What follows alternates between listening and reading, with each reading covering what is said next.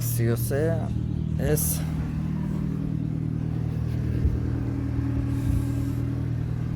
مشکل روشن نشدن آوردنش به جرسیدگی. بررسی ها اصلا موتورش رو تعمیر کنن. مکانیک رفته گفته ماشین موتور باید باز بشه. ماشین ما رفتم آدم مکانیکی رو بردم، نگاه کردیم دیدیم کامپیوتر سوزونده. کامپیوترش رو تعمیر کردیم و ماشین با تک استارت روشن شد.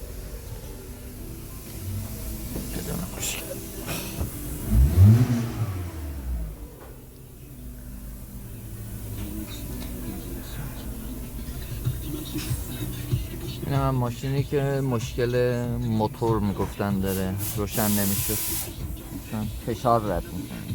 کامپیوتر خراب بود و بعد تعمیر ماشین مشکلش برطرف. موفق باشید.